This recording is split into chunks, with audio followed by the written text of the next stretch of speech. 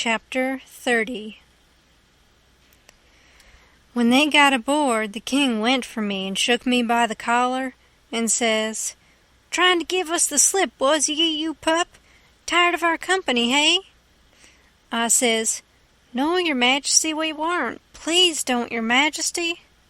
"Quick, then, and tell us what was your idea, or I'll shake the insides out of you."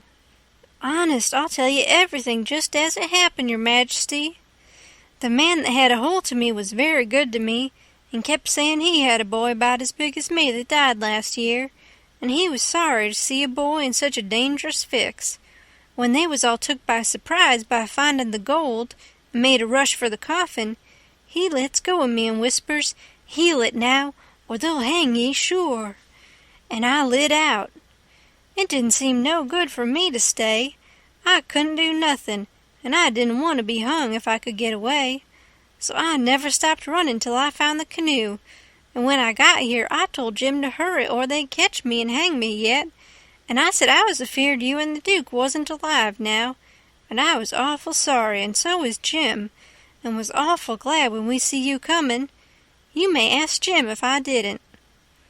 Jim said it was so, and the king told him to shut up, and said, "Oh, yes, it's mighty likely," and shook me up again and said he reckoned he'd drowned me. But the Duke says, "Let go the boy, you old idiot. Would you a done any different? Did you inquire around for him when you got loose? I don't remember it." So the king let go of me and begun to cuss that town and everybody in it. But the Duke says, "You better a blame sight give yourself a good cussin', for you're the one that's entitled to it most. You hain't done a thing from the start that had any sense in it, except comin' out so cool and cheeky with that imaginary blue arrow mark. That was bright. It was right down bully, and it was the thing that saved us, for if it hadn't been for that, they'd a jailed us till them Englishmen's baggage came, and then the penitentiary, you bet. But that trick took 'em to the graveyard, and the gold done us a still bigger kindness, for if the excited fools hadn't let go all holts and made that rush to get a look, we'd a slept in our cravats tonight. Cravats warranted to wear, too, longer than we'd need 'em." They was still a minute, thinking. Then the king says, kind of absent-minded like, "Humph! And we reckon the niggers stole it." That made me squirm. "Yes," said the Duke, kinder slow and deliberate and sarcastic, "we did." After about a half a minute the king drawls out, "Leastways I did." The Duke says the same way, "On the contrary, I did." The king kind of ruffles up and says, "Look-a-here, Bilgewater, what are you referring to?" The Duke says, pretty brisk, "When it comes to that, maybe you'll let me ask, what was you referring to?" "Shucks," says the king, very sarcastic, "but I don't know. Maybe you was asleep and didn't know what you was about." The Duke bristles up now and says, "Oh, let up on this cussed nonsense. Do you take me for a blame fool? Don't you reckon I know who hid that money in that coffin?" "Yes, sir, I know you do know, because you done it yourself." "It's a lie," and the Duke went for him. The king sings out, "Take your hands off, leg o' my throat. I take it all back." The Duke says, "Well, you just own up first that you did hide that money there, intending to give me the slip one of these days, and come back and dig it up and have it all to yourself." "Wait just a minute, Duke. Answer me this one question, honest and fair. If you didn't put the money there, say it and I'll believe you and take back everything I said." "You old scoundrel, I didn't, and you know I didn't. There now."